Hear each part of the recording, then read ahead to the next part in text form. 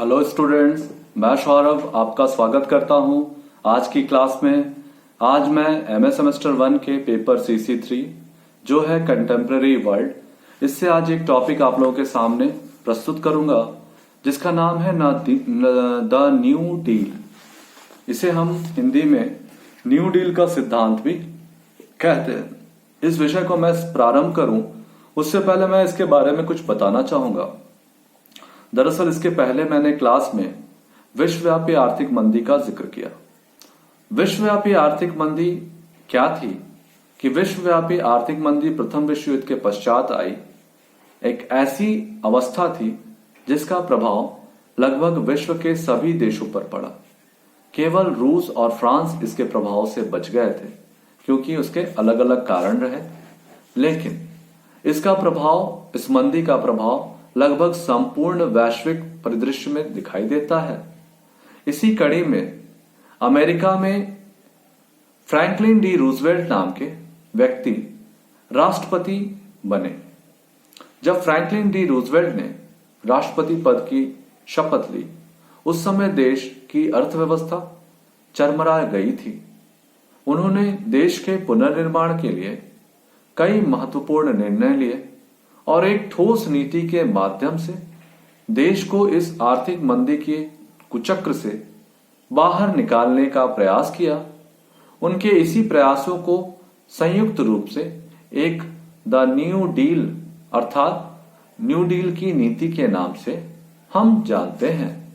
तो चलिए हम अपने विषय को विस्तार पूर्वक आपके सामने रखना चाहेंगे कि विश्वव्यापी आर्थिक मंदी का प्रभाव अमेरिका पर भी पड़ा।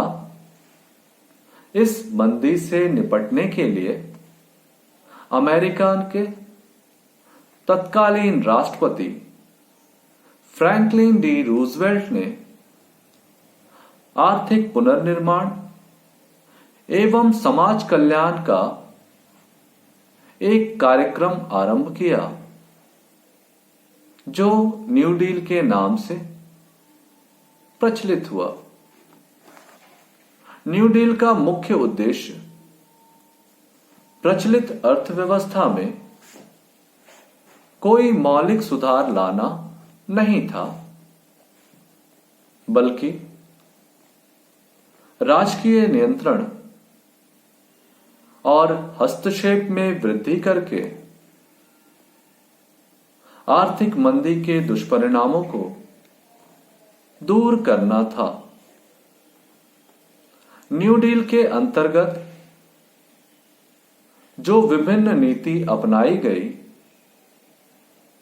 वे हैं औद्योगिक नीति, कृषकीय नीति, सामाजिक उत्थान की नीति तथा मुद्रा एवं साख से संबंधित नीति, जिसे रिलीफ एवं रिफॉर्म का नाम से भी जाना जाता है। न्यू डील की सबसे प्रमुख व्यवस्था मुद्रा एवं साख से संबंधित थी। दोषपूर्ण मौद्रिक एवं साख नीति के फलस्वरूप अमेरिका में ऋणदाता और ऋणग्राही के बीच व्यापक असमानता फैल गई थी। बैंकिंग व्यवस्था अनियमित हो गई थी और मुद्रास्फीति बिल्कुल शून्य हो गई थी। रूजवेल्ट ने इन दोषों को दूर करने के लिए 1933 ईस्वी में 3 अधिनियम पारित करवाए।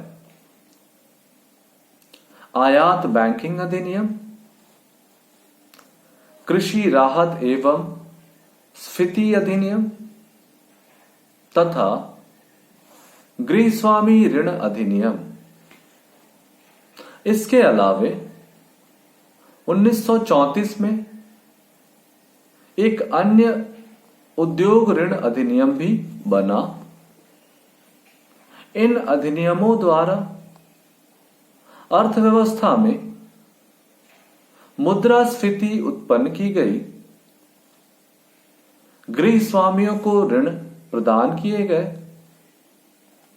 बाजार में अतिरिक्त मुद्रा जारी की गई तथा औद्योगिक संस्थानों को बड़े पैमाने पर ऋणों की व्यवस्था की गई। बैंकिंग व्यवस्था में सुधार के लिए 1933 ईस्वी में बैंकिंग कंपनी अधिनियम पारित किया गया। इसके द्वारा जमा की सुरक्षा के लिए संघीय जमा बीमा निगम की स्थापना की गई। प्रतिभूतियों एवं वस्तु बाजारों में निरीक्षण के संबंध में भी 1933 में एक अधिनियम पारित किया गया।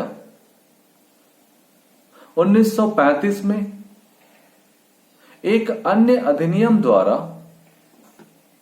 प्रतिभूतियों के बाजार को नियंत्रित करने की व्यवस्था की गई। पण्य वस्तु विनियमन अधिनियम 1936 में पारित किया गया, जिसका उद्देश्य कृषि उत्पादों का नियमन करना था। रूजवेल्ट ने व्यापार को अमेरिका के पक्ष में करने के लिए निर्यात बढ़ाने तथा आयात घटाने के लिए अमेरिकी मुद्रा का अवमूल्यन किया तथा मुद्रा के स्वर्ण मान का परित्याग किया गया। औद्योगिक क्षेत्र में सुधार के लिए 1933 में राष्ट्रीय औद्योगिक पुनरुत्थान अधिनियम पारित किया गया। इसके द्वारा व्यापार और उत्पादन का नियमन किया गया। मजदूरी में वृद्धि की गई। श्रम के समय में न्यूनता लाई गई तथा मूल्यों में वृद्धि की गई। इस एक्ट के द्वारा बाल श्रम को निषिद्ध कर दिया गया और श्रमिक संघों को सामूहिक समझौते तथा सौदेबाजी के अधिकार दे दिए गए। आवासीय योजनाओं, सड़कों और पुलों के निर्माण कार्य एवं अन्य स्थानीय सुधारों के लिए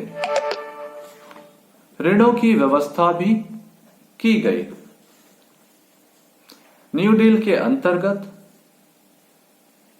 कृषि संबंधी कार्यक्रम के मुख्य मुद्दों पर विचार किया गया। आर्थिक मंदी के उत्पन्न होने का सबसे बड़ा कारण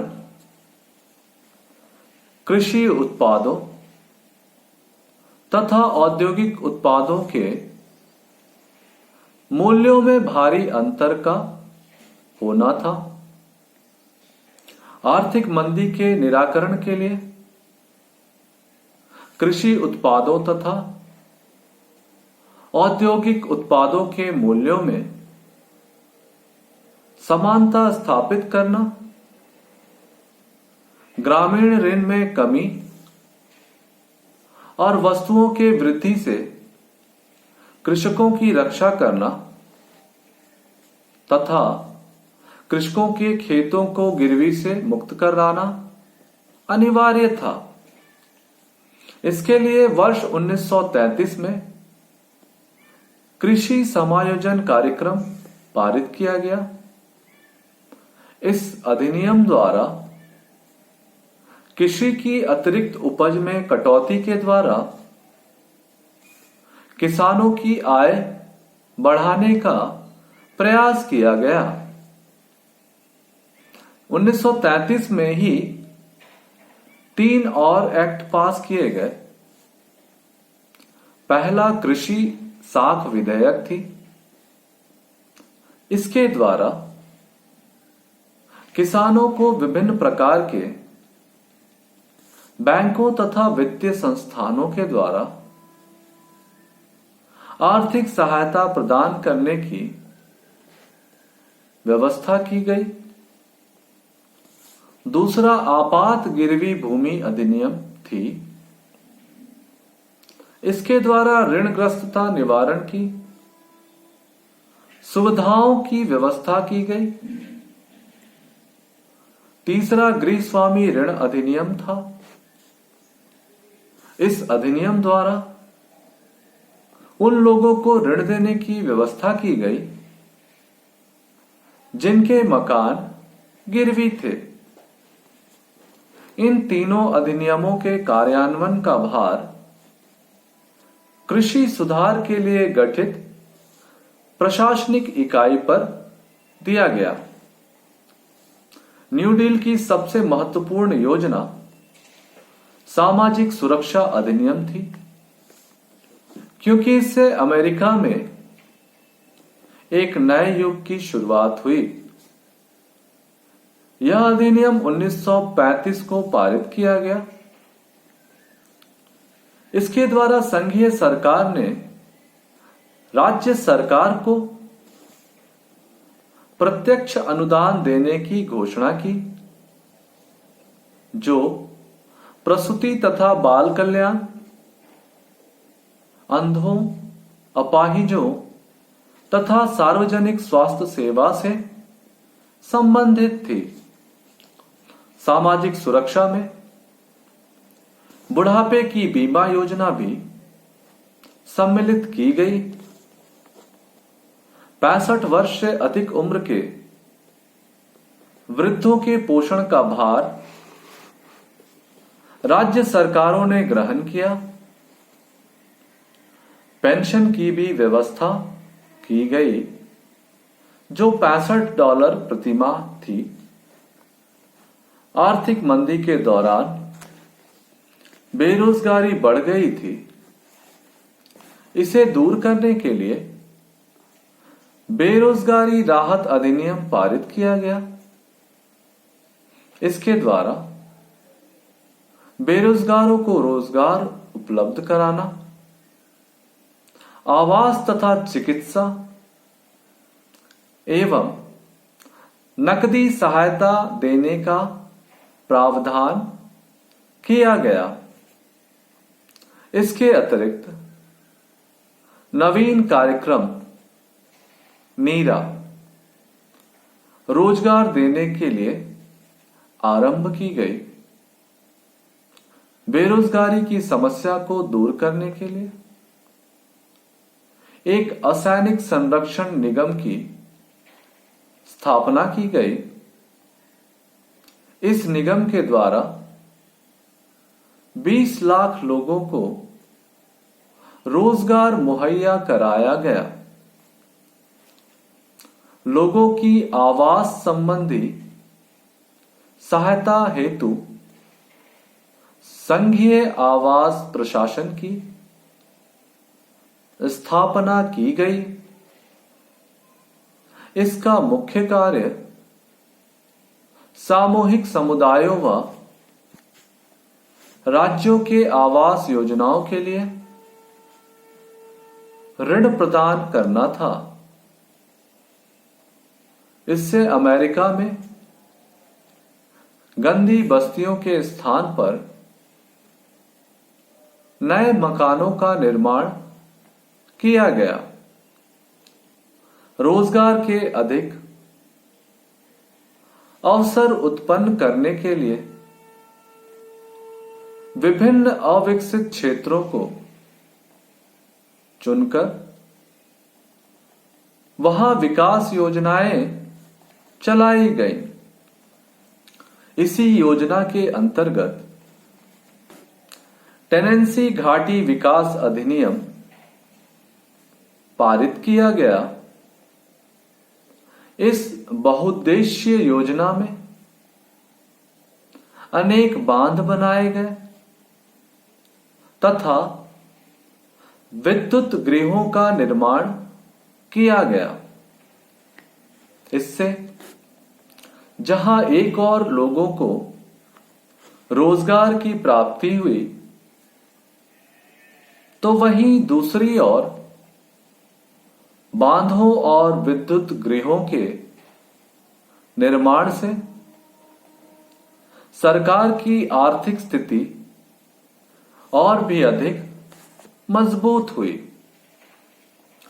न्यू डील के अंतर्गत बनी योजनाएं जन कल्याणकारी और उपयोगी सिद्ध हुई।